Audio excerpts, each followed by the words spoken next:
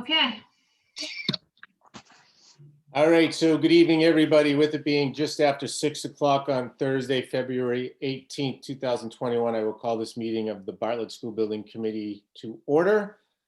Just as a friendly reminder that on August 12th, 2020, Governor Baker signed an executive order relieving government boards and committees from compliance with certain open meeting law requirements during the COVID-19 emergency. Under the order, public bodies may hold meetings without providing physical public access so long as the public has access to deliberation through alternative means. In this case, our alternative means is the use of Zoom.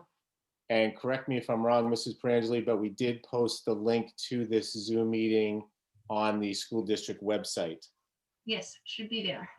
Also, as a friendly reminder, this meeting is being recorded, both video and audio, and may be posted on the school district website, as well as possibly the school district YouTube page. Welcome, everybody. We're having another storm. Weren't we having a storm last time we met? I think so. First meeting on the agenda is approval of the January 21st, 2021 meeting minutes. Are there any questions or potential corrections to those minutes? The only possible change I had was, do you recall, Mrs. Perangeli, under the approval of minutes, who the two members were that abstained? Yes, it was Miss Contos because she wasn't here, and I believe Miss Blythe. That's correct. All right, I would just suggest that we just put their names in parentheses after the two abstentions on the meeting minutes. Okay, I am doing that right now. And hearing no other questions or comments, I will entertain a motion to approve the meeting minutes from January 21st as amended. January 21st as amended. So moved. Second. There's a motion from Mrs. Blythe and a second from Mrs. Contos. Is there any further discussion? Hearing none. Mr. Avalos.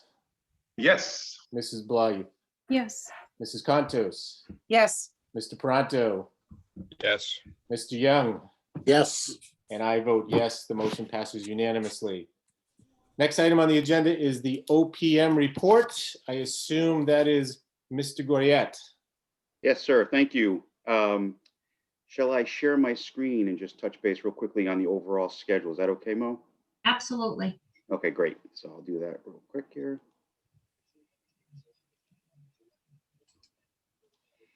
Make sure I got the right thing up. All right. So can everybody see my screen? Yep. Okay. Yes. So you should all be familiar with this this particular schedule. This is the overall schedule that gets us through the feasibility and schematic design phase.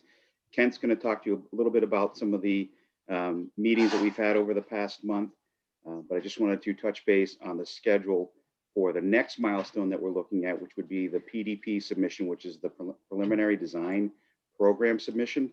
We're looking to submit that to the MSBA on April 16th. And then from there, we're going to do a deeper dive into what they call the preferred options study, which will be about a duration of about 13 weeks to get us to the preferred solution report submission to the MSBA on July 7th. So those are kind of the two big key milestones that we're working towards this spring. And with that, I'll entertain any questions on schedule, if anybody has any questions on the schedule.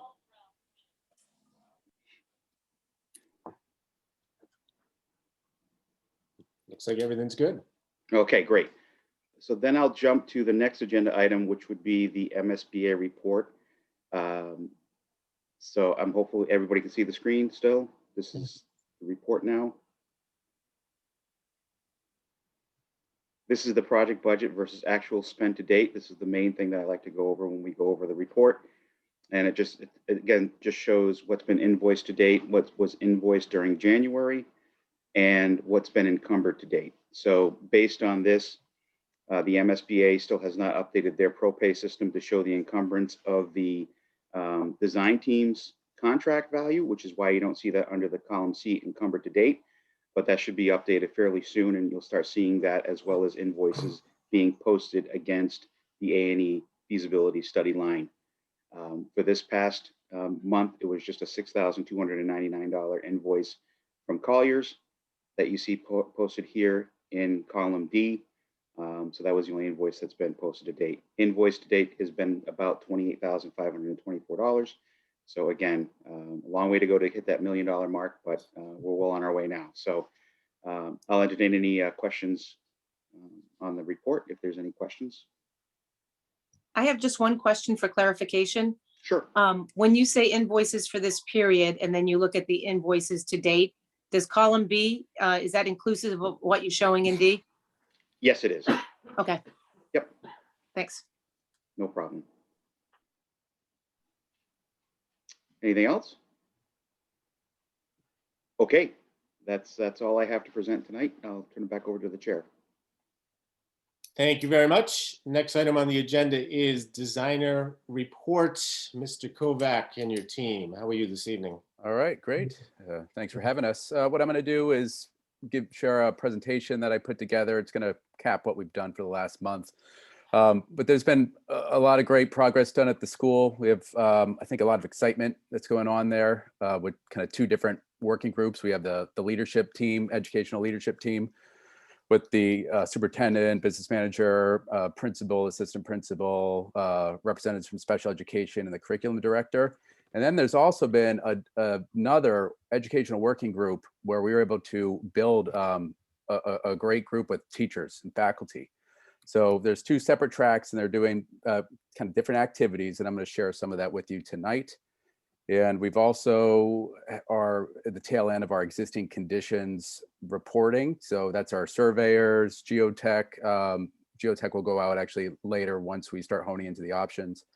Hazardous material, structural, mechanical, electrical, plumbing, fire protection, architecture, civil, landscape. So everybody's been out. It's about 17 consultants. They've been out for, I'll say, their heavy lift round for existing conditions. They're creating a draft. And what we want to do is put that draft together for you. Typically, we'll kind of post in a Dropbox, and people can kind of look in the different folders because they can be really lengthy, a lot of sections. We'll meet with school facilities, try to fill in any holes we might have, and then we'll have the final existing conditions survey report when we submit the PDP. So with that, I'm going to just share my screen.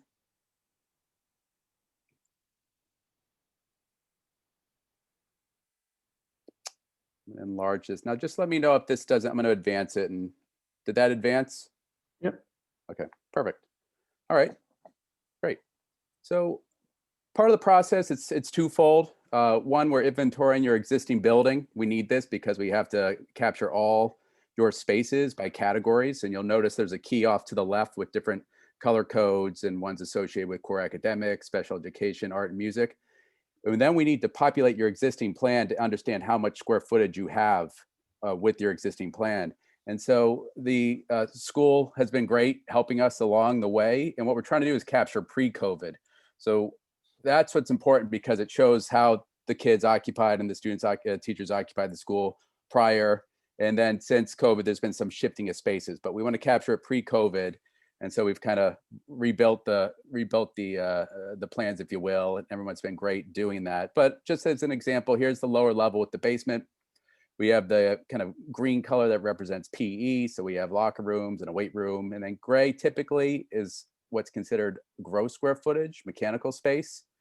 So when we go through here, you'll hear a lot of terms between net square footage and gross square footage. And please stop me and I can clarify if you have any questions. But net is usable space. It's everything inside the wall. Gross is wall thicknesses, hallways, toilets, custodian closets, some mechanical. So everything kind of outside of usable program space. So here's the first floor. So again, great input from the school. We've captured how the school is being used for the student population. And as you can see on the left side, we have district office, and we have basically put all these plans into our CAD program, which also helps us be more accurate with our square foot takeoffs. And when we begin looking at design options, we're able to quickly look in 3D and see how that works. as we look into the plan, I'm just going to kind of zoom in a little bit. We have, boiler areas, delivery, custodial, kitchen, back of house space, the cafeteria. We're trying to also show how you're accessing all the spaces. If there's any floor elevations, cafeteria has 3 different sections, 3 different elevations. So again, we're just kind of going through the plan and populating it with that color code. Because again, I'm going to show you at the end, that's going to align with the MSBA, how they want to see this. We have the auditorium section, the band, we're getting the C building, the gymnasium space, choir. And then what we have noted were, again, pre-COVID, there are classrooms that are as unassigned. So they were not being utilized by a teacher or students. And so we need to capture that. So those are spaces that were unoccupied and unused. And we have to note that on the MSBA template. There's a few others that are unassigned over across from the district office that are more or less storage rooms right now. Then we go to the second floor plan. We have a bulk of your academic space up here with the library and the Quest program, which is part of your special education and inclusion. So again, you'll start to see special education distributed throughout in that kind of orange color. We're capturing what your gross square footage is of hallways. Just this nook in between A and B, we have is 2,500 square feet. It's a lot of space. It's a lot of space that when we start really getting into the MSBA template, you're going to see why that's valuable. Kind of work our ways. We capture toilets, conference rooms, etc. So, sorry, let's pan down. And then also on the roof section, what's important here is you have enclosed mechanical penthouse spaces. So we want to note that because the MSBA may want us to track that and include it part of the gross number. Typically anything that's enclosed, that access with a door and a space, conditioned or not, they may include that into the gross square footage. That's pretty much their MO there. So we're trying to capture what the penthouse spaces are as well. And so what that means is roughly, and again, we're honing into the overall square footage. We broke this into the categories and we have pretty much what I think what you expected, 186,000 square feet. This may drop a little as we get into some spaces that we might have had as some exterior entry vestibules, but you're going to track around 186,000. And then we just capture those penthouses that brings you up to 189. So why this is important is because the MSBA is going to look at how you've assigned these spaces, how it aligns on an MSBA template that I'm going to show you later, and what they'll consider eligible and ineligible as part of this project. So the educational leadership team has had about a month of just kind of getting up to speed on how this works. And it was a lot, I think, for everybody to digest, but we're getting there. And now that we're there, we are in a comfort zone to begin to look at those design options. And then at some point soon, we're going to shift into the proposed program for this school. So that is existing conditions in the sense that we are inventoried and more or less audited your existing building, and we begin to track it on the MSBA template. Now, stepping back, here's your overall campus. We want to understand, how the campus currently operates, how people arrive, students arrive, as the community use this site, and understand if our opportunities and some of our constraints. And our survey crew has been out there, and our wetland scientists have been out there, and they've began to note some of the wetland areas. And then this is going to influence where we can have some restraints where we have setbacks associated with that. So whether we're looking around the school or looking at new athletic components, we have to consider the wetland setbacks. And this is very important because we know that there's a certified vernal pool to the south, and there's a potential vernal pool over to the east near that certified vernal pool. And so what we're going to do is send out our wetland scientists again in the spring, because that's when you go out there and start to look for little critters and species to see if it classifies as a vernal pool. We may be okay there, but there are definitely setbacks associated with vernal pools that sometimes are larger than just your wetland setbacks that you obviously familiar with. And we began to note some of those, looking at the bylaws. It's really the 50-foot setback where it's a no disturb. We want to stay out of that. And then we notice 75 and 100. So if we're looking at athletic fields and other components or driveways and access points, we want to always be aware of where the wetland setbacks are. And if any wetlands need to be replicated, so typically you can replicate up to 5,000 square feet of wetlands. So as this project develops, and maybe there's some site opportunity, and if we need to relocate a section of wetland, we just want to know that now. And we also want to make sure that we're not requesting to replicate too much, that it will stay under town jurisdiction. So all this is just good tools. We know the building, we know the plan, we know the square footage, kind of know what the MSBA is going to say about what they'll reimburse, what they won't. And now we're understanding your sites with logistics, and all this is going to help when we begin to look at those design options. And now Vince from my office has been there every Friday. I've kind of been with the leadership team on the educational side, and Vince has been with our consultants investigating the building. So he's just going to walk us through the various trades. Vince? Hey, thanks, Kent. Yeah, so we'll start here with the architectural. So the roof, we've been up on the roof a couple of times. It's an old original tar and gravel roof. There's some small sections of metal roof, but generally the roof is prone to leaks. There's leaks in multiple locations. So, and obviously with the roof being 40 years old, there's limited thermal value there as well. So any kind of major renovation, we'd be looking to replace the roof. Similar with the doors and windows. They're also original from 40 plus years ago. They're all aluminum. They have a 5/8 insulated glazing unit. Some of those glazing units, if you look at that picture, you can see they're sort of fogged over. Some of the seals are broken. So also the large format sliding window is very difficult to operate. It's probably difficult when it was original, but over the years, it just became more and more difficult to operate, and some of them don't work at all. And some of them just can't even close probably. So, and the windows, they're not thermally broken. So being that old, they don't have any really thermal value to them. So the windows and doors, again, would be a place where we would look to replace in the major renovation. Interior partitions, the good thing is a lot of CMU block, which is good for acoustical isolation, but you have a few movable partitions that don't provide the same kind of acoustical isolation. So those walls, would probably, if we're going to be keeping them, would have to really upgrade them to a higher STC version, or we would replace them with a solid wall with a door. Could be CMU, could be drywall, depending on whatever works best.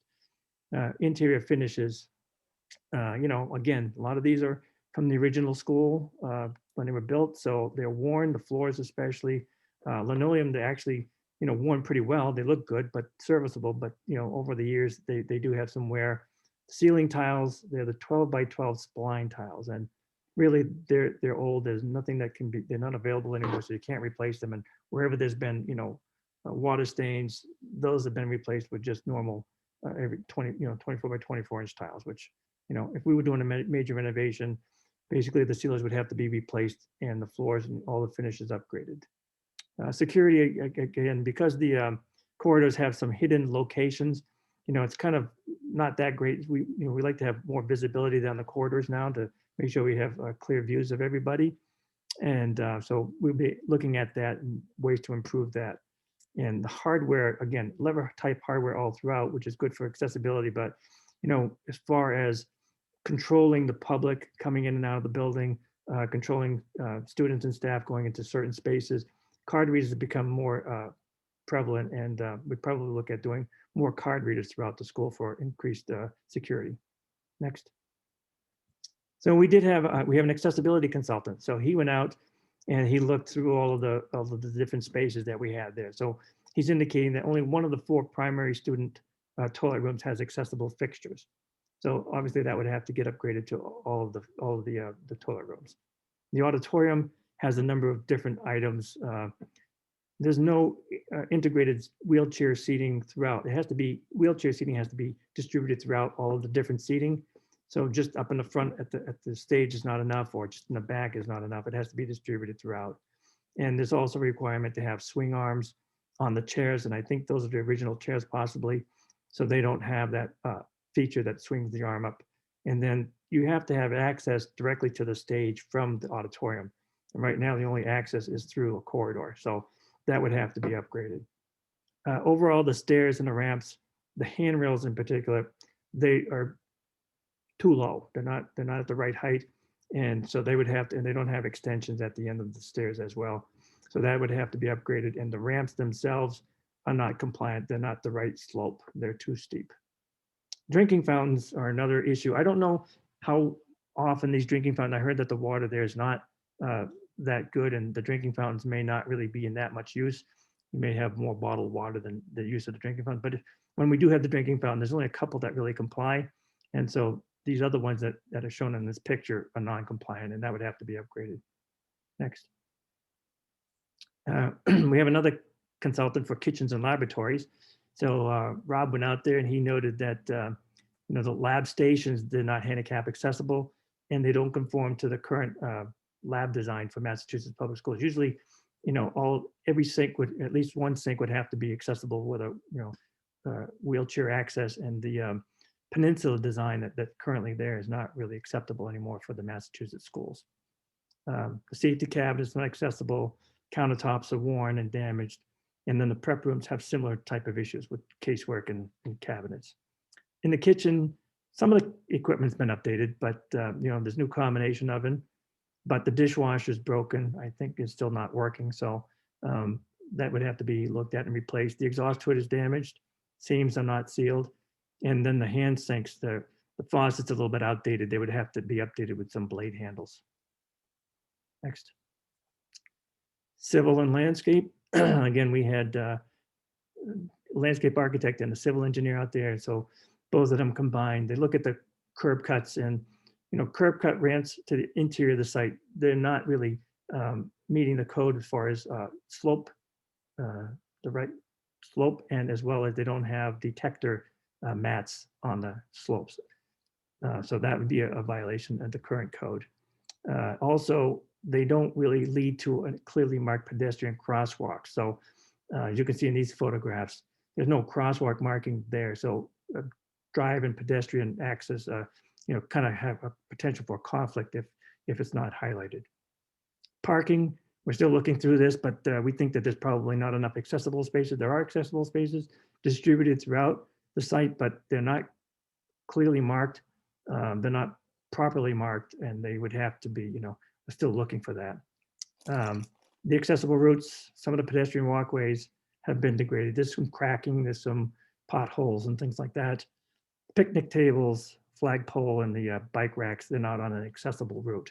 So I think a lot of them are in the grass. The picnic tables and the bike racks are in the grass area. So we'd either have to add a walkway or move the location of those things.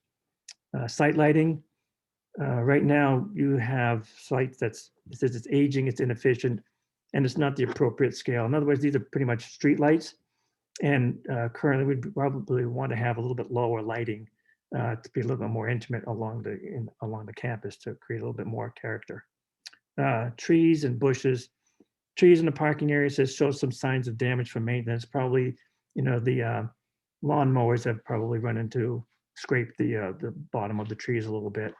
And there's some bushes that are growing near the entrances that are getting not overgrown, but getting large, and that requires constant pruning to keep them so that you don't obstruct the sight lines. But the school does still have a lot of trees, and so we want to keep any kind of project that we're looking at here. We'd want to preserve as many of the trees as possible. Next. Okay, we had our structural engineer walk the building as well. So he looked at it. He said the building looks structurally sound, performing very well. He did see some signs of settlement locally near the slab near the gym area and the stairway that's there, but he didn't think that that's any kind of a structural concern.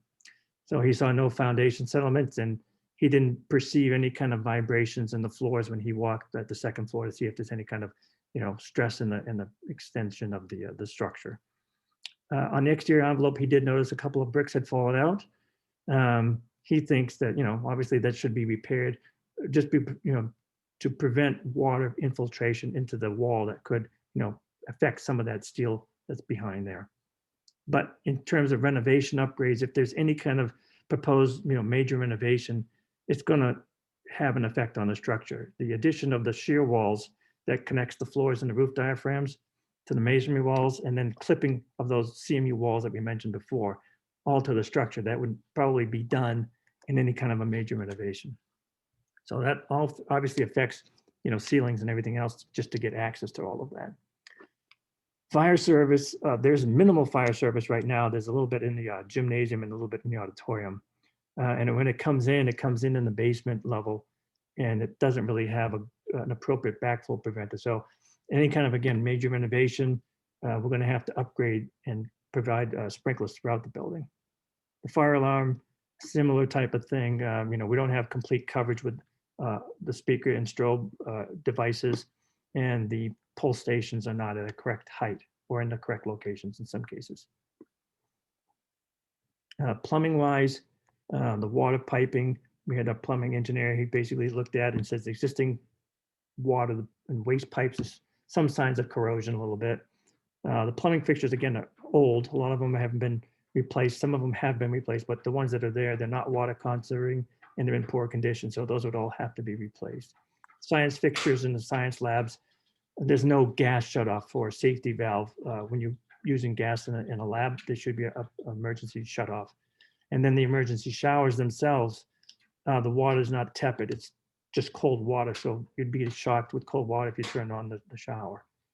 The water heater and equipment, the existing equipment, it's in fair condition. It's usable. It's working, but it's actually exceeding its useful life. So all of that would have to be replaced with more efficient fixtures. Equipment. Next, HVAC equipment. So the HVAC engineer, basically, we looked around and the system is poor. We don't know if, poor condition, the ventilation, we're not sure about, doesn't look like it meets current code. So that would have to be investigated and replaced. Ductwork, the piping and the ductwork itself is not insulated. And so that doesn't meet the energy code. So that will have to be updated. Exhaust fans on the roof, they're worn, in poor condition. They don't extend up the proper height at 10 feet above the roof. A couple of the issues that they noticed, there was a new boiler that was put in with a flue, and it's located on the low roof. This termination of the flue is close to an operable window, which would not be allowed. It shouldn't be allowed. It shouldn't have been put in there. And it also should have been raised up higher than the higher roof. So that has to be looked at. Potential mold. He's just looked in one of the mechanical rooms. He saw something potentially could be mold. He's just recommending we should have an industrial hygienist look at it just to confirm whether it is or not. Next. Electrically, the electrical panel boards, some of them he noticed are too close. They have some obstructions. They have to have 3-foot clearance, so they don't have proper working clearance in front of some of these panels. And the emergency panel electric room is not NEMA rated, so it's creating some rust on the enclosure due to some condensation. The light fixtures and controls, the lighting in the existing building is predominantly fluorescent, so that's not going to meet the current code. And also the lighting control is all on and off switches. And most people now, most schools nowadays are using occupancy sensors. You need it to meet the energy code. Next. And then telecommunications. He's the last of the consultants here. So he went with the IT, I think the IT director, and they walked around and looked at the different closets and locations where these things were. There's a mixture of, technology that was there from the 90s up till current equipment. But because of the sort of the nature of all of the technology changing so quickly, a lot of that is it's not really current, and it doesn't really service the students and the faculty as well as it could. So in any kind of a new renovation, we'd be looking to replace that with a new network that's going to support, the staff and students now, but also, in the future, hopefully. That's pretty much where we are right now. Like I said, we'll continue to refine this report and make it a more permanent final report once we get a little bit more information from the consultants. Yeah, thanks, Vince. And so I just want to note, this is to be expected for a school of this vintage. So I don't think there's any surprises here. I think your SOI was well written to the MSBA, and it's one of the reasons that we're all sitting here, because it's an age school and these systems need to be addressed. But I also don't think there's any sky is falling items here, except, when it does come to the ventilation, that is something we want to kind of pay close attention to, but not uncommon kind of ailments for an age school. It's obviously been well maintained, and I'm sure that's going to be recognized by the MSBA when they look at your additional kind of reimbursement points for how you maintain the building over the years. I'm not really sure what that value is, but I'm sure they'll be high there. But this is just a snapshot of those different groups and of the existing conditions report. And the MSBA expects a very thorough report. And this goes hand in hand with their first option that needs to be studied, and that's a code compliant option only.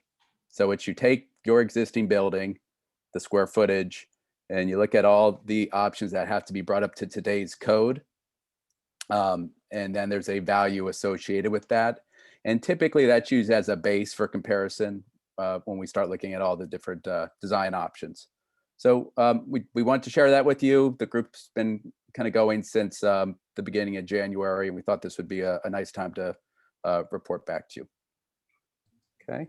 And so I'm just going to shift over to the leadership group and the educational visioning group at the school.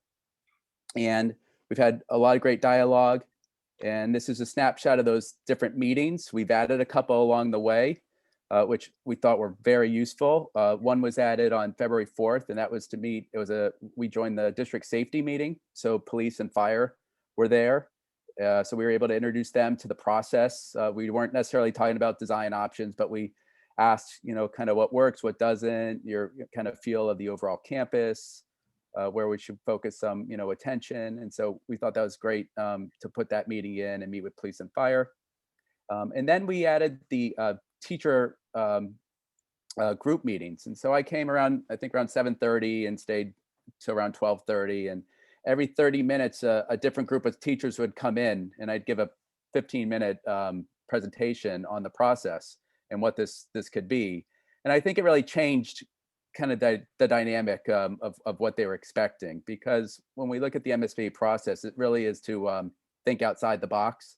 And this is an opportunity, to not just put some paint on the wall, but to really transform how you're delivering education. And so I had a 15-minute presentation that I can actually package and send to this group as well. We showed a short video of the West Bridgewater project. That was around the same scale as this building, same size. And it resonated, and it was good because we recruited some teachers for the working group. And that leads us into what's highlighted in blue.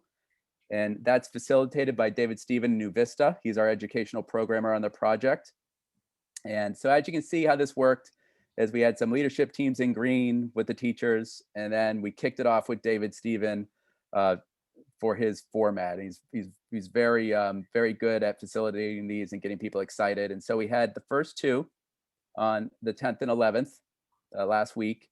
And it's really information gathering for the first two. And after February vacation, we have another leadership team meeting, but then we go right into two more workshops with David Stephen. And that's gonna start to talk about design patterns, what's exciting in schools. We're gonna look at some functional and adjacency diagramming. And what that is, and that's a really important driver because we already heard a little bit about this. They said, what's really interesting is if the cafeteria was part of the gym and the auditorium, it's a whole community building.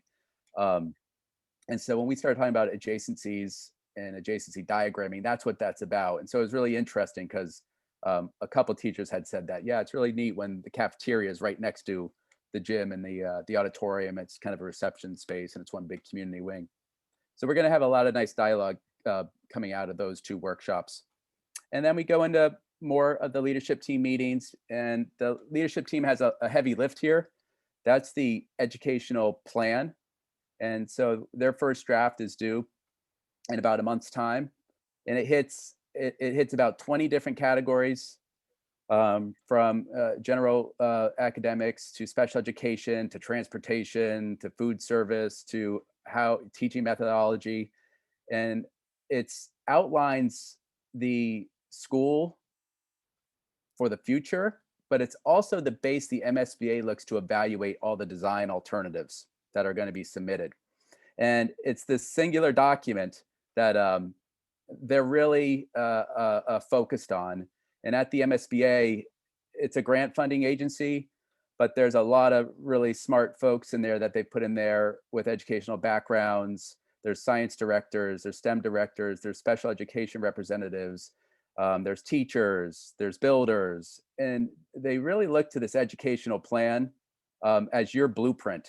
So there's a physical blueprint of the school, but this is all in words, and it's just as powerful. And so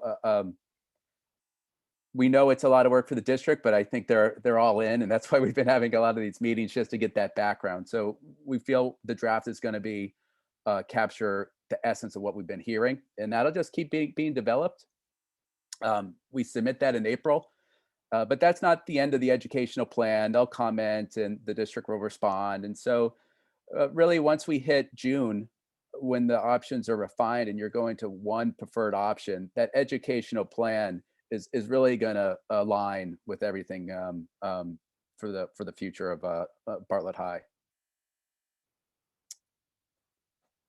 So that's a little bit about what we've been doing as far as the groups, and we're going to put together meeting minutes from David Stevens' groups, as well as just summaries of what I've been doing on the Fridays. A lot of it's just been kind of building background and collecting information. I'm just going to share a part of that. Now, this kind of goes hand in hand of how we just spoke about the floor plans in the beginning, how we've been inventorying space.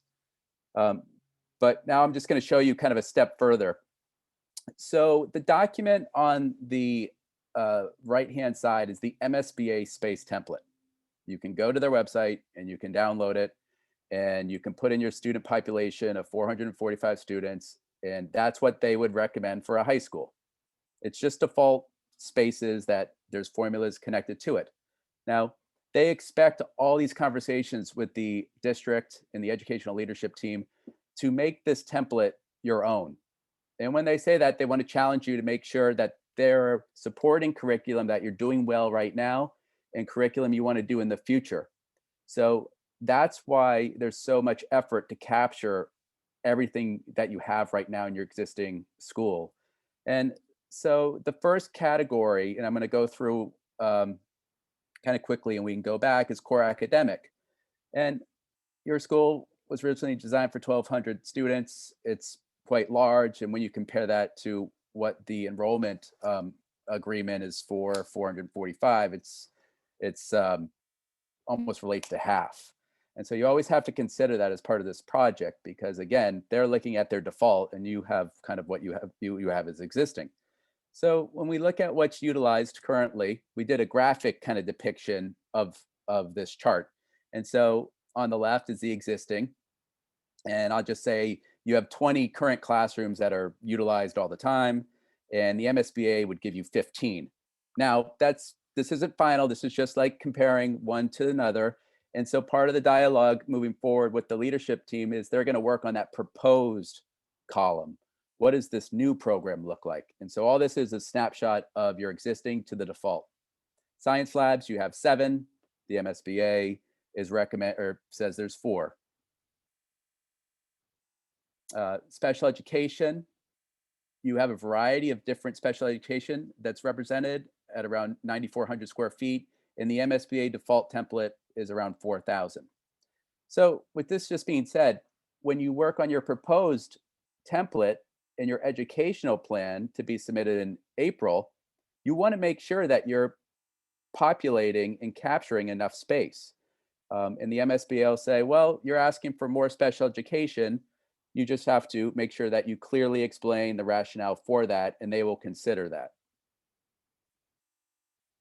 So art and music category. So they'll look at your existing, and so we have around 10,500. You have a very large art room and then a smaller art room. Unfortunately, on their template, for 445 students, they're giving you 1. I don't necessarily feel that's reasonable for a high school curriculum. So through this programming, maybe 2 are requested, but there has to be rationalization why. And so you can see that your art program is about half of what the state would have on their default template. Now, it doesn't mean that you can't request it. You certainly can build whatever you want. They just might not participate in reimbursement. And this is really what a lot of this conversation is going to.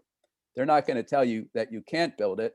They'll support it, but they might say financially, they might not consider additional reimbursement for another art room. Okay, can I interrupt you for 1 minute? Lisa, do you have a question? Absolutely. I do have a question. When we're talking about that student count, the 445, when we do these projections, should we be looking at what it is now, or do we look at what we see coming up through the system if that could potentially be higher?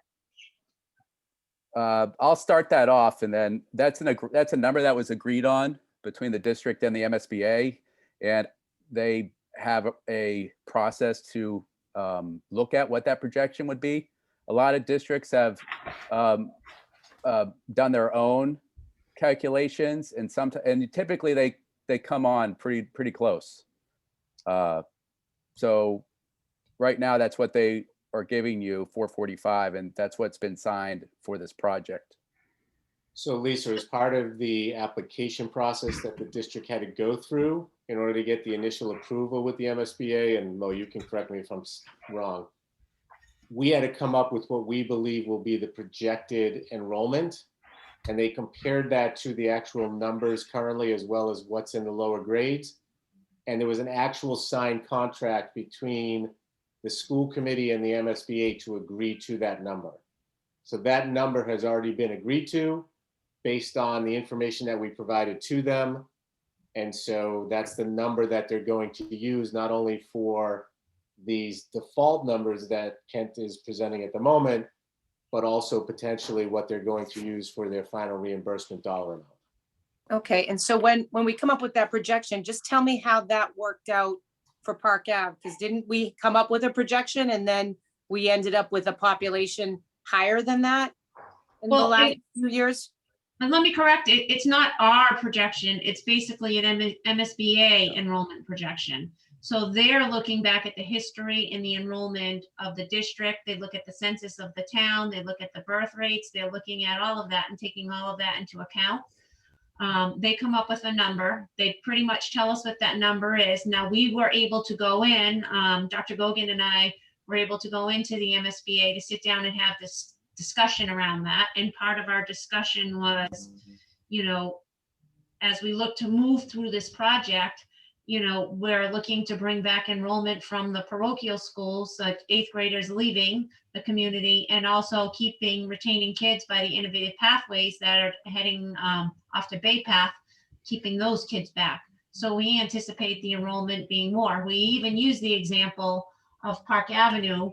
You know, that building was projected at what, 730, 760, I think, and we opened with over 800 kids. They honestly really didn't want to hear it. That's my general concern, is that if that number is not accurate and then we have space constraints, is this going to be designed with the wrong projection? Well, Mr. again, to Chairman, Mo's if I could point- just Oh, go ahead, Ted, I'm quickly sorry. cut in here. Yep. I know where Mrs. Contos is going, and Mrs. Perangeli can certainly verify.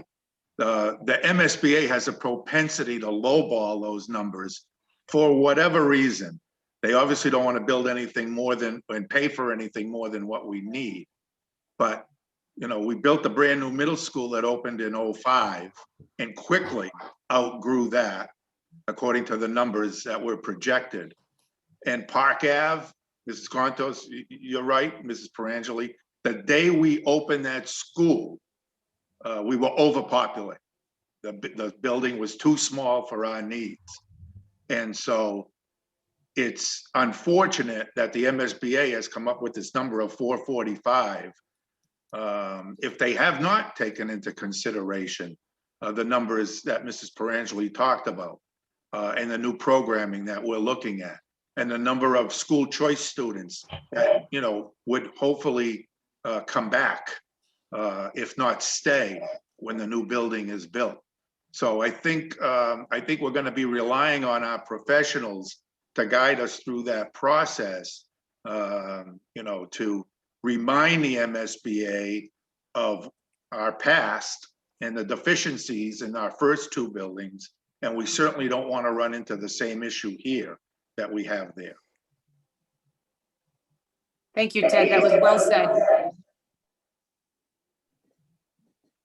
Yeah, and I'll just jump in, and I do think the 445, of course, is something that was resolved or part of this project before. But I do think with the MSBA default template, there are definitely some categories that I feel their calculations don't quite work out for 445 students. Just an example, the art room. I think there's something going on there that with their calculation, if you had 10 more students, it might give you 2 art rooms. So there's some categories and some topics that, yeah, we need to put out there that I think something's going on with the template, and I don't think it's kind of quite computing out, as fair as I think, because there are a few categories I've seen, such as the auditorium, and you'll see that soon, where I do feel like it's not quite working out like I would expect it to. Their gross square footage is at 1.35 for their default, and typically the gross square footage is around 1.45 to 1.5.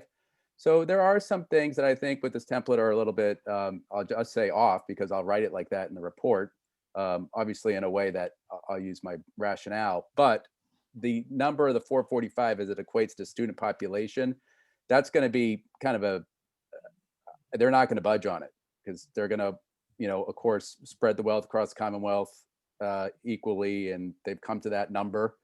But what I will say is a lot of the conversation with the leadership team and the programming, there's a lot of curriculum that needs to be captured with spaces that are outside of this template.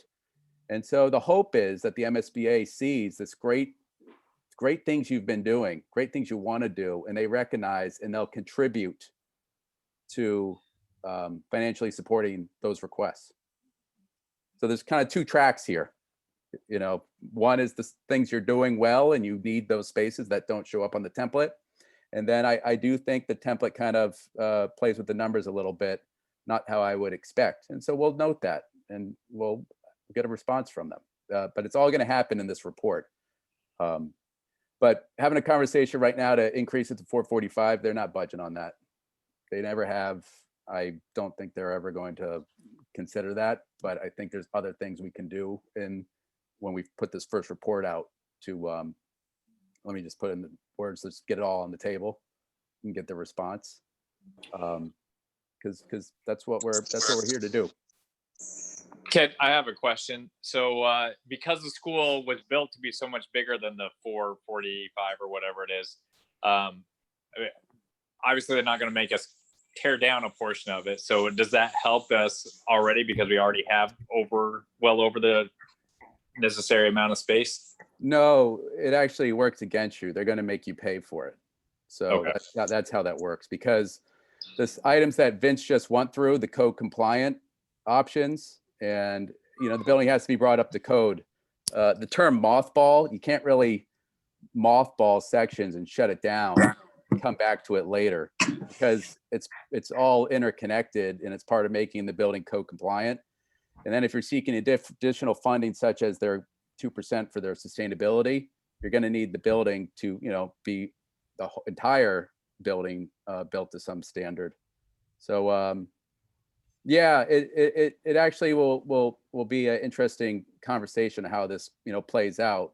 But why don't I keep going through this program, and we can kind of come back and answer any questions. Again, this is just the beginning, and what's happening now is we have all the base, and now the educators and on the leadership team are beginning to look at their schedule. They're beginning to look at initiatives that they've outlined before. The pathways, I know there's a preschool program, a community health program that I'll touch upon. And so there's some great initiatives there that that need a home, that need space. So again, we went through art and music. Vocations, they give you a default of 3 classrooms. And then we kind of mapped out that you had 3 within the existing building. So now PE, this is where we get to our gym and our locker rooms. So your gym is, I'm just going to say 14,000 square feet. Any high school gymnasium across the state is 12,000. That's the default. Most likely they're not going to budge. They're not going to give you, the additional 2,000 square feet, but they certainly don't expect you to chop off your gym. Or if you are doing, because you're required to do a new construction, in that new construction alternative, you need to carry some value. So you can say, yeah, we'll have 14,000 square feet, and they're just going to come back and say, we have no issue with you building it, but that 2,000 is on you. So that's how that is going to play out. They typically will not give you any additional space within the health and PE category. So, one area to focus are the locker rooms in the basement. You have 2 locker rooms that are around 4,600 square feet combined. They give you 2 locker rooms that have to be, split at 2,500 square feet. Now, that's not uncommon for a school of 445 students. I could make 2 locker rooms for 445 work all day long in 2,500 square feet. So that's part of the conversation of building this program. You might say, yeah, that's reasonable. I can do it in 2,500 square feet. We'll track that. So if you look at the bottom of the category, you're at 21.5. They're at 18.7. So you're not that far off. It's really the locker rooms and the 2,000 square feet in the gym. Media center, you have 74. They have 36.5. They're not going to give you any larger media center, and you may not necessarily need it. Through proper planning, and I've said this to all the groups along the way, even the teachers groups that we met with, proper planning, that's a good size space. But if we team it up with a STEM space or other teacher support spaces, it begins to create a neighborhood around the media center and creates flexibility. So you're really not going to need, unless you tell me you need it, but I'm not hearing anything like that, a larger media center. So here's a big hit. So you have your existing art and drama program. It's around 8,900 square feet, okay? And their default's at about 5,800. So your existing auditorium is around 5,300 square feet. It's around 600 seats. Now, for 600 seats, today's standard, you would not be able to get 600 seats into 5,300 square feet, because it's just a code. That's more around a 500 seat theater within your house, the main house where you sit. They give you the main house where your seats are around 3,000.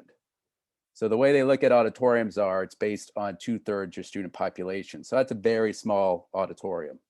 I've designed a lot of theaters, and so we might be able to get that 2/3 population in there, but maybe not. So that's probably a category where I think their default template doesn't quite align when it's 445 and they calculate out the auditorium space.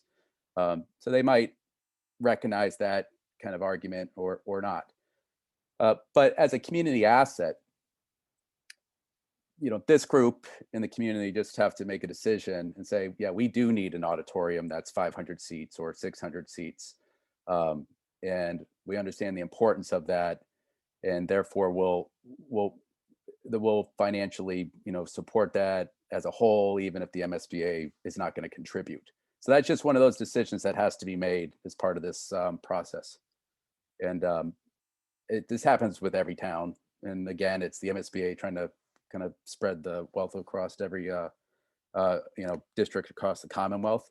And I'm not going to say that they do support a lot of great spaces, but really when it comes to the auditorium and the PE categories, they do draw a line in the sand.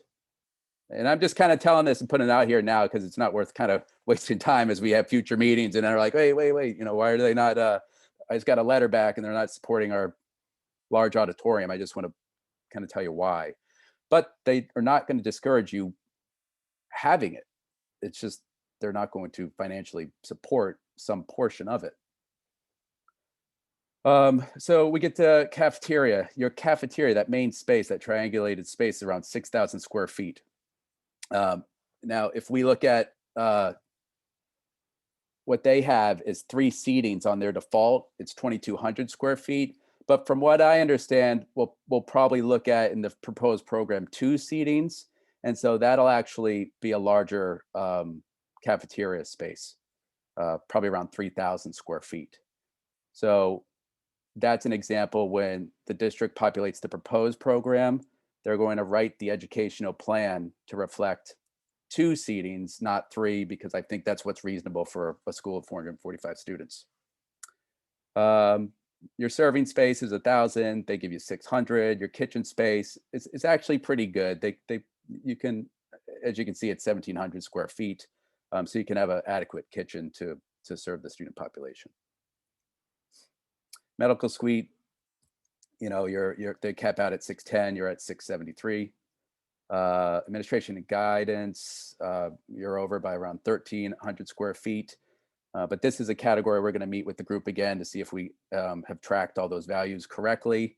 And this is another category where they're really not going to budge on contributing. So typically they'll give you a resource officer. So resource officer isn't on their default template, but it's something every school has. And so they'll usually support that resource officer space.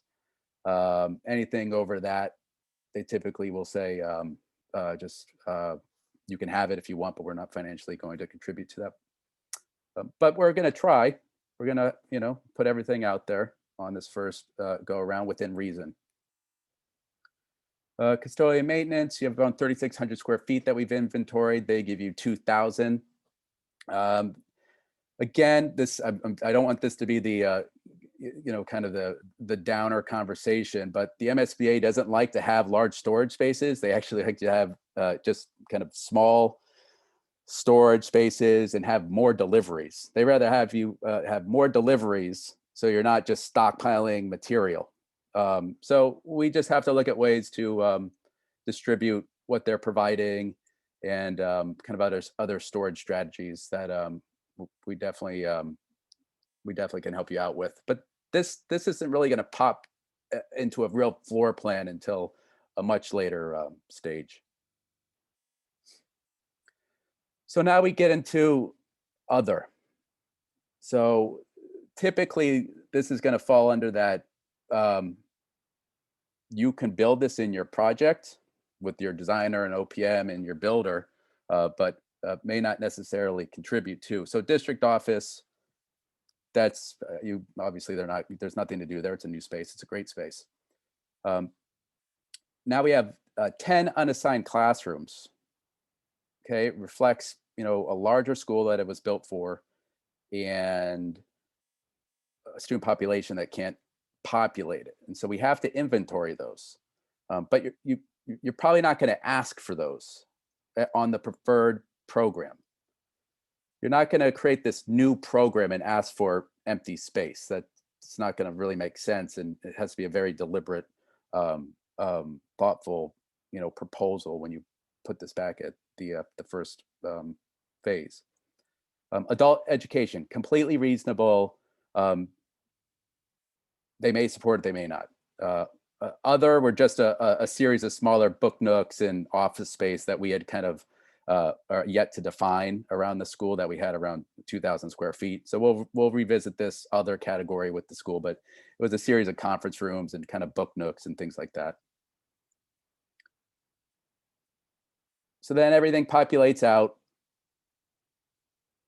You're around 186,000. But what's important is not necessarily the gross on the bottom. You might see this 186.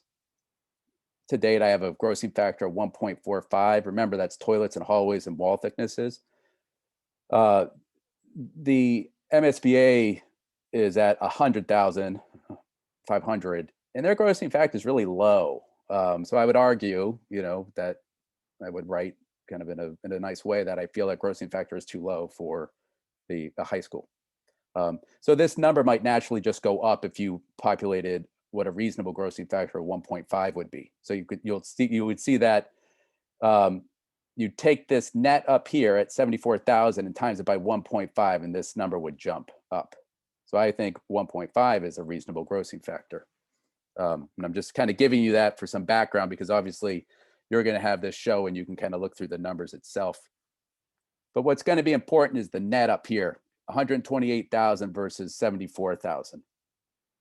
And that's what they're going to use when they first receive your educational plan in this template that has a proposed column as part of it. And what the goal is, it's well written, it's great programs you've been doing. We hope the MSBA recognizes it, and we hope that they will contribute to reimbursing those spaces. Okay. So some great program that we've been talking about with the leadership group is kind of outside the kind of academic world, but maybe not. So there's a health center, a community health center. So that's like an idea that's been out there. And I know the superintendent has had conversations about this in the past, and it was, I believe, put in a lot of documents that this is something that the district was interested in. And so this would be a community health center. And these are Flansburgh numbers, not the district's numbers. I just kind of took an idea what I thought a health center might be at that 2,100 square feet. And then a preschool early education space where right now we're tracking around 3 classrooms and then all the support that would go with this preschool program. And that's around 5,000 square feet. And again, this is just program I populated myself without having too deep of a conversation with the district. But we know that that was a kind of a topic that was going to be investigated as part or studied as part of this. And I think it has a lot of positive things to be part of this project. And there could even be overlap with some curriculum as part of that early school, and maybe even some rationale there that the MSBA could support some of that program.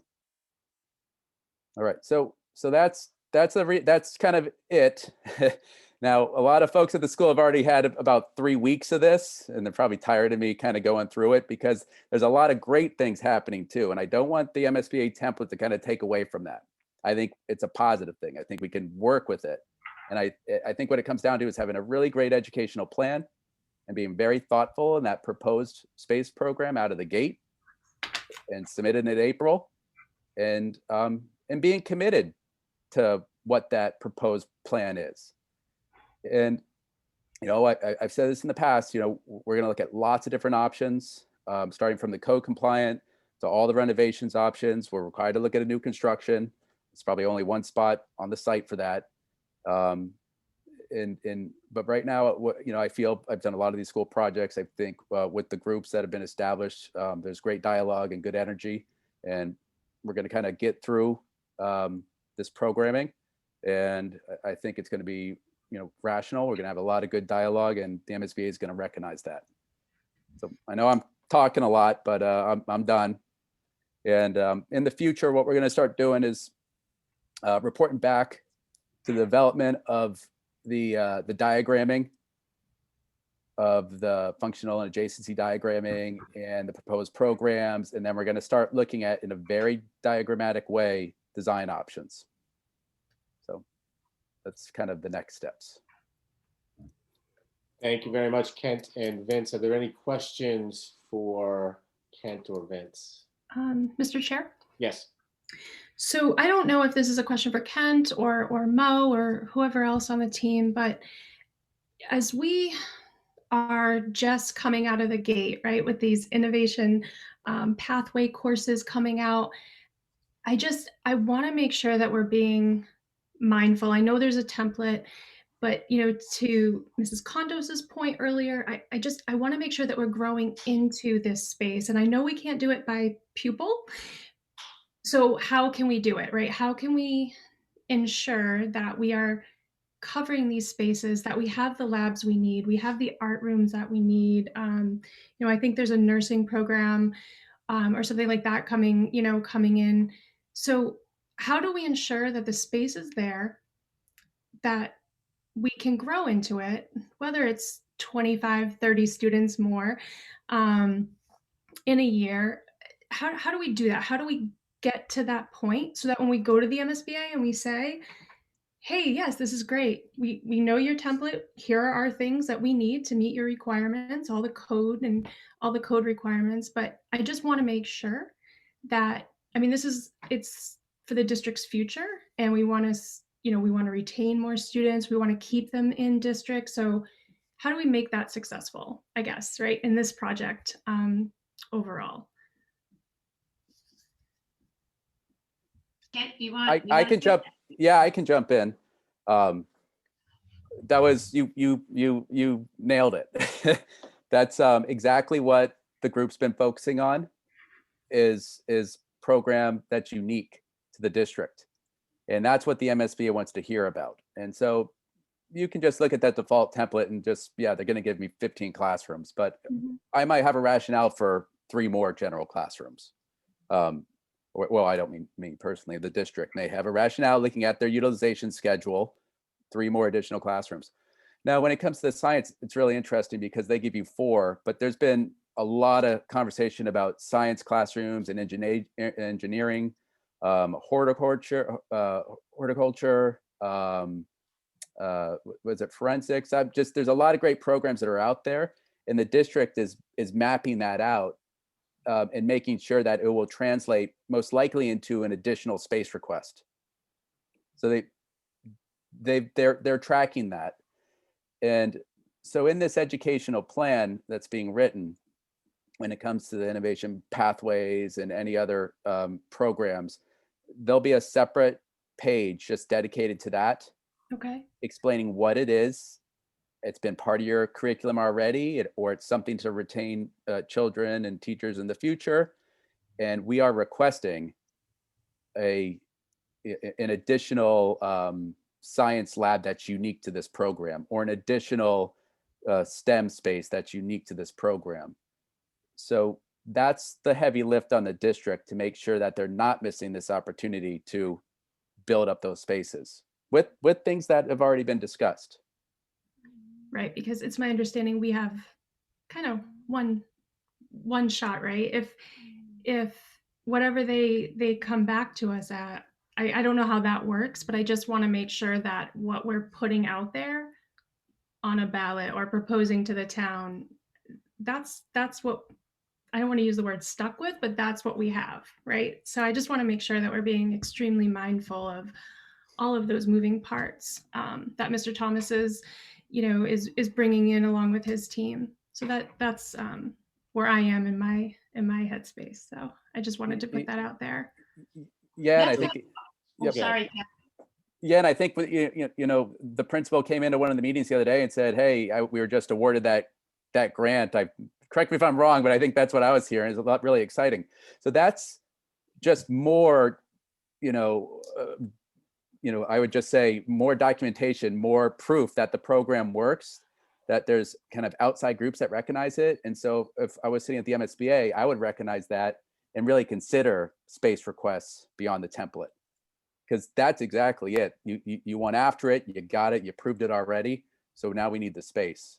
So that's a good example. Mhm.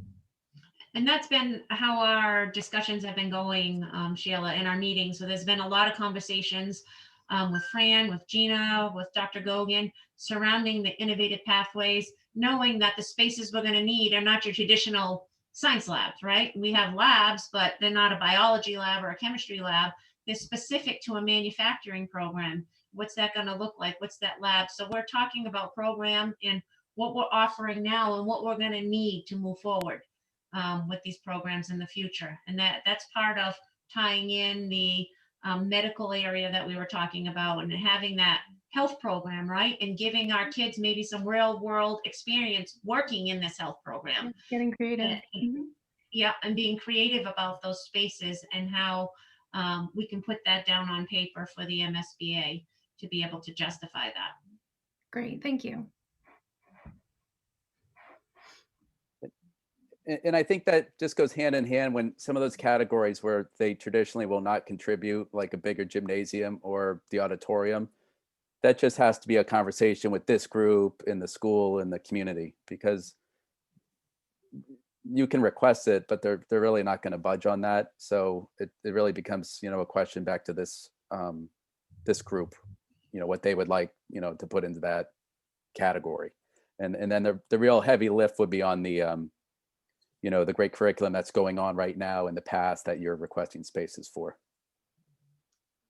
Through the chair, if I could ask one more question again. This is Contos. So it's really just a takeoff on what Mrs. Blythe was talking about. And that is when we look at the pathways that we're coming up with and what that proposed space looks like. I know that Mrs. Blythe is concerned about, how do we make sure this scales, right? So if that population increases, we can absorb that. My concern about when we look at very specific pathways is what we know about the history of that high school and that physical location. As an example, early childhood is a potential pathway here. We had that in the building, we took it away. We've gone through some cycles and histories of space that then weren't reusable in the way that we wanted to use it. So how do we ensure that as well, that as things change in the environment and what the needs are, like we saw throughout the history of this school, how do we factor for that? So that we don't repeat the same history and the same types of things that we've already done in the building. Specifically with not having usable space afterwards, or not having that space to either be used easily as a classroom. For example, the wing that was redone to accommodate the administration, that was all really sort of different types of shops at one time. That whole section was related to specific pathways that then were done away with.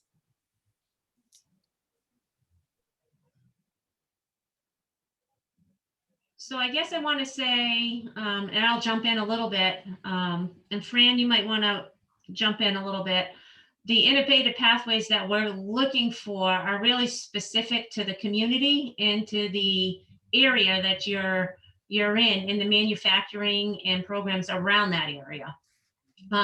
So they're really specific to central Worcester County or southern Worcester County as to the pathways that we're exploring. And it's funny because we just had that conversation in our meeting today about preschool.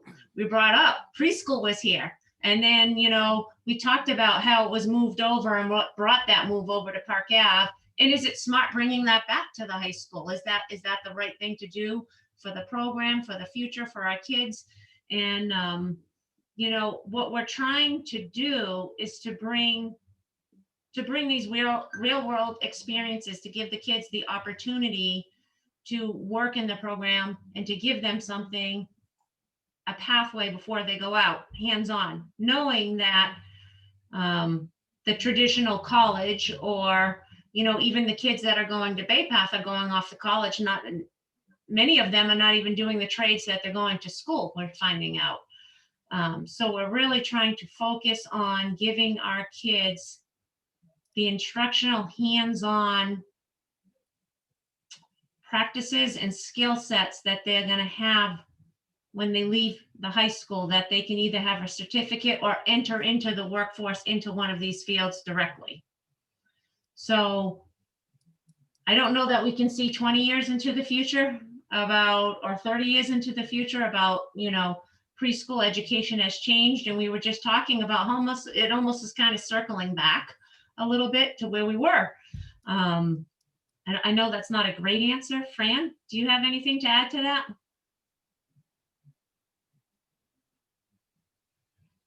I don't know if Mrs. Contos is asking about the viability of the Innovation Pathways program, or are they designed for long-term viability?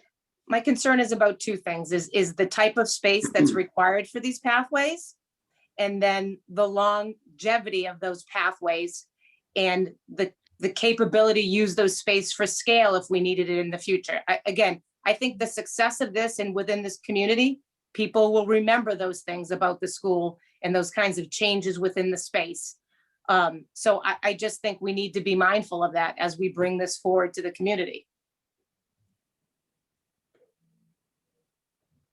Well, what I can tell you about the Innovation Pathways is that the state is making a big push for all public high schools to have a pathway, either college or career, for 50% of their students by 2024 and 75% by like 2030. So we have to have recognized pathways for our kids. And if you look at demographics of Bartlett High, clearly we need to do a better job of engaging our kids so that they're not dropping out and are seeing school as an investment in themselves. So the Innovation Pathways were based upon the economic blueprint for the greater Worcester area for the next decade or so. in terms of what they forecast as areas of high labor demand and high pay.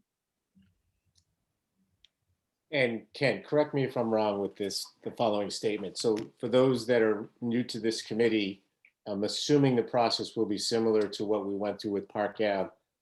We are required to put together a new construction option. That's correct, Kent? Yeah, you're required, yes.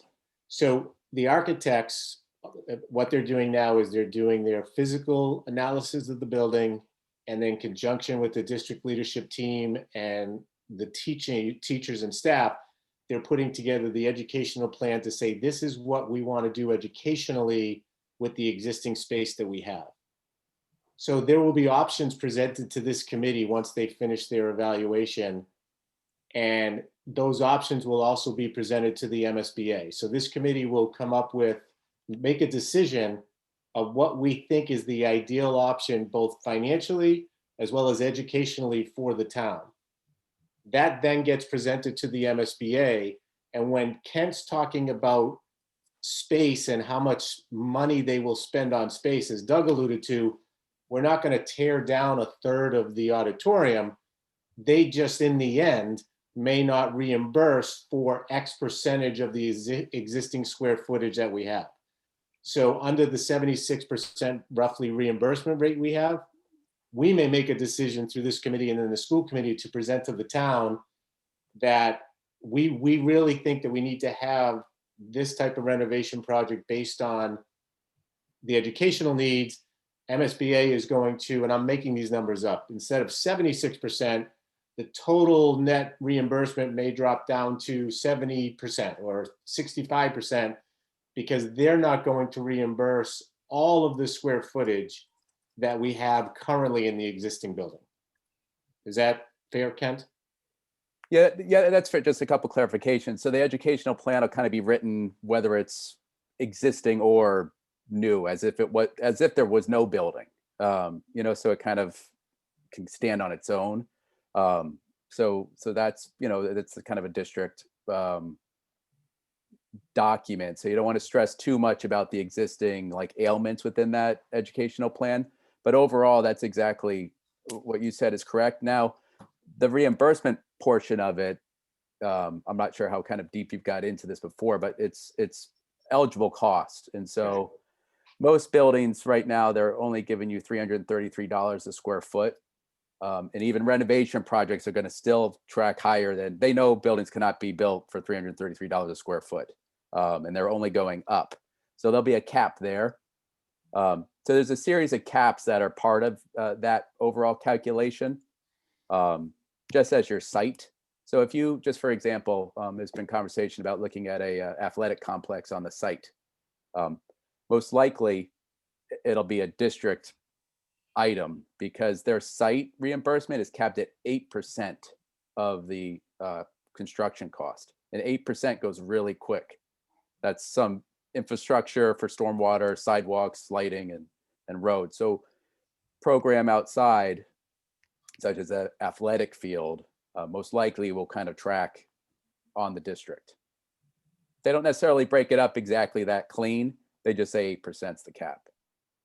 So again, there's a couple caps that need to be kind of filtered through that kind of synopsis, but overall what you said is correct. Any other questions or comments?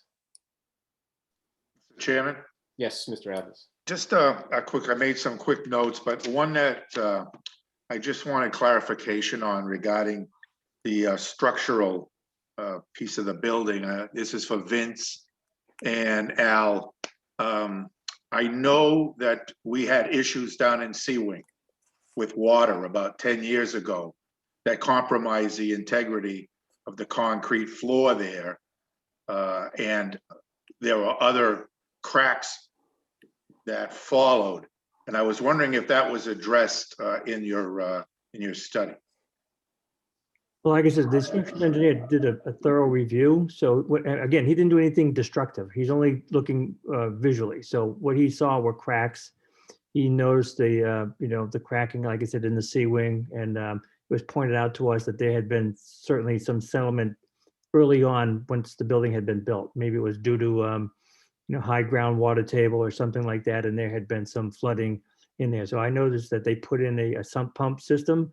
So that was put in to help alleviate any of the extra water that was coming in. And I said, structurally, the structural engineer feels that the building is sound. He has not seen any foundational settlement, and the cracks that he did see did not concern him as far as a structural issue. So Sure. he's written that in his report. I mean, if we can look further if we're going to be doing some wall analysis, but we're not really doing any really destructive work right now to check it out. I just recall that the crack kind of went all the way up to the second floor roof from the basement. So just wanted to bring that up to make sure that that was addressed Yes. In your study. Yes, we've Thank seen. Yes.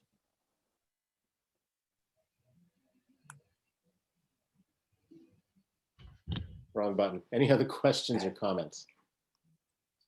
Just one more thing, Mr. Chair. I'd Yes. just like to give a shout out and thank Al for facilitating. He has been working with all of these consultants, going through the buildings and giving up his days to get that done on Fridays. So I just want to appreciate your work on that, Al. Thank you for that. I second that too. Yeah, thank you very much. No problem. It's not easy been dealing with those guys. been a big effort. Come on, his ego's too big as it is.